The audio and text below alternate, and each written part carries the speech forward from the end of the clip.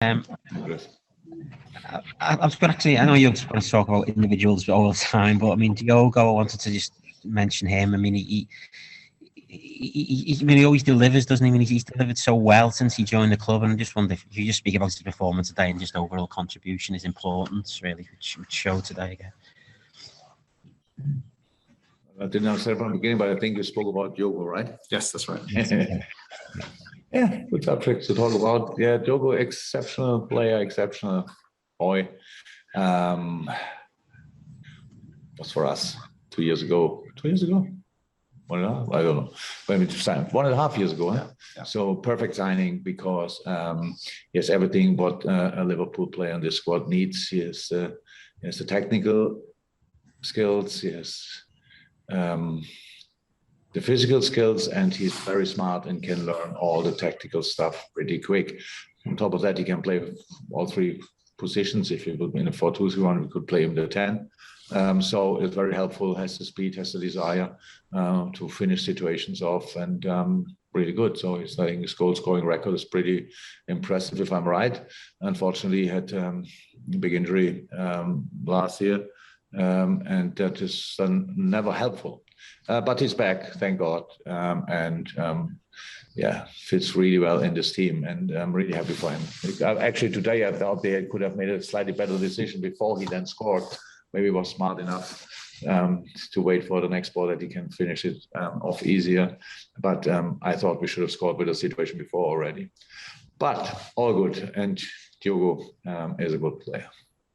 I mean, I was just going to say that it takes this kind of special character to have come to Liverpool when you saw what Mo, Bobby Firmino and Sadio have done, and feel as though you can, not only be an understudy, he's more than that. I mean, I think it takes a certain character to do that.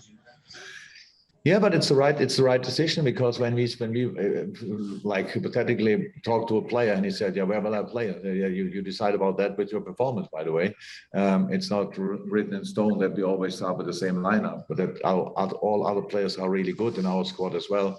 That should be not a surprise.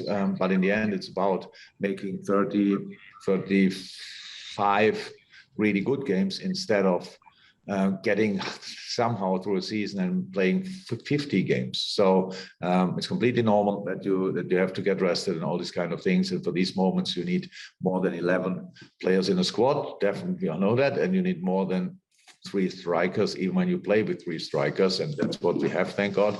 And he was smart enough to see that. And that's why he made the move. And that's why he can contribute so well. Thank you. Graham Bailey is next. We haven't got a video, but it doesn't matter. If you want to turn your mute off, Graham, and ask the question, and then we'll go to Paul, unless we've got other hands. Graham Bailey doesn't appear to has asked to join the panel, but no question, Graham. Okay, just give us a second. Hello. Oh yes, go on, Graham, fire away.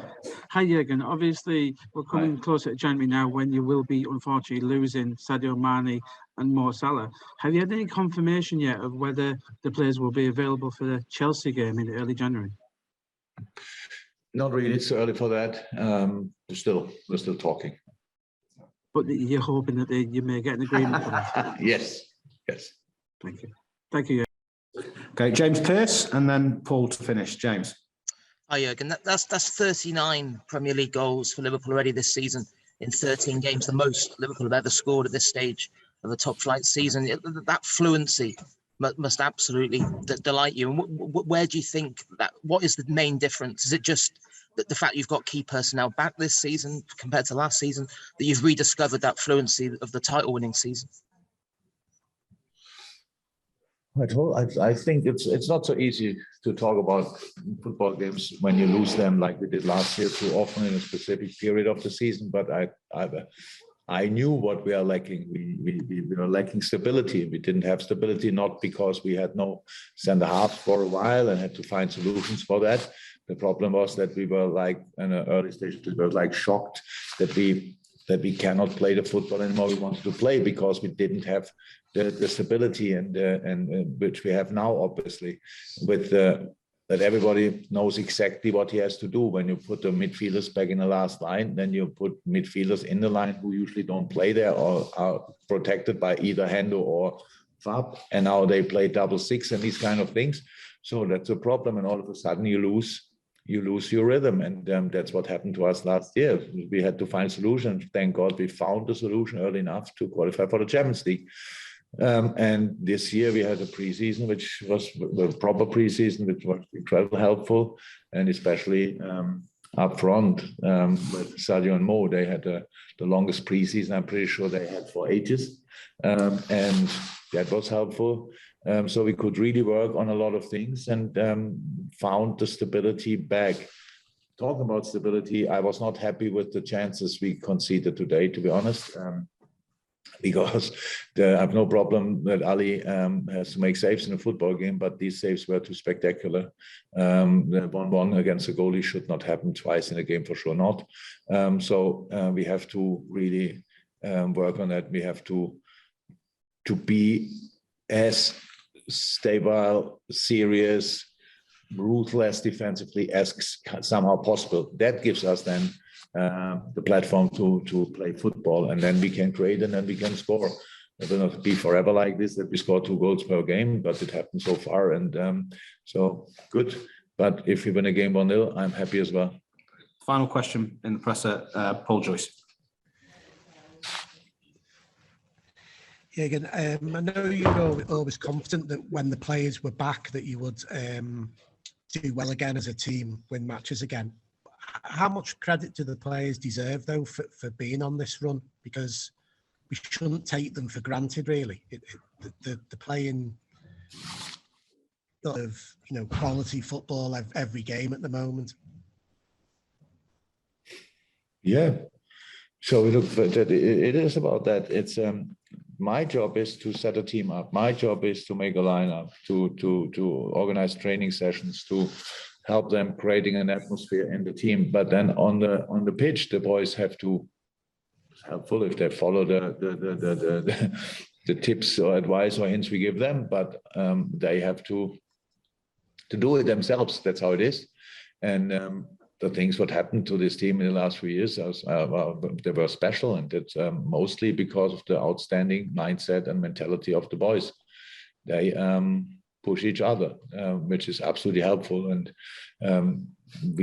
I see it actually that way. I'm not surprised, and I don't think now we deserve too much credit for trying to play the best football possible every 3 days, because I think that should be possible 3 times a week.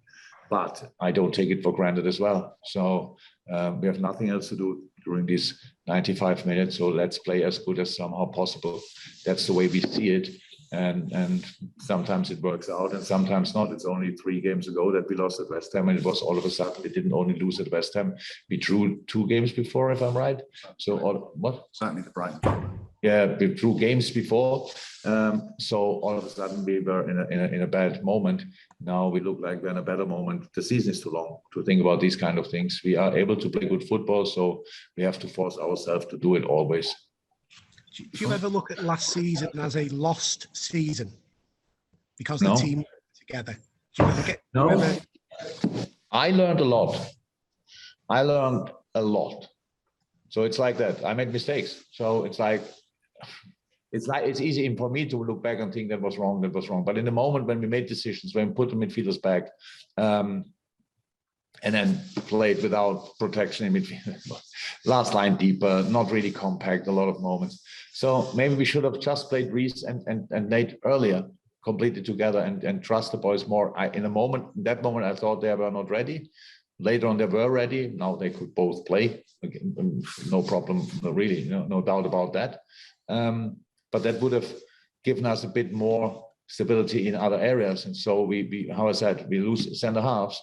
It's like breaking a leg. But if you put the center halves then if you put the midfielders then in the last line and open up other gaps, then you break your spine. I mean, all of a sudden you cannot walk anymore. And that's exactly like it was for us last year. And again, I learned it was not a lost season. I learned more than in other seasons. But it was a difficult season, and finishing that season on the 3rd position is absolutely an exceptional achievement, to be honest. I said it a couple of times, it was outstanding. But we don't think too much about that anymore. We are this season, it's difficult enough. We won a game in a very good manner. Nothing else happened, really.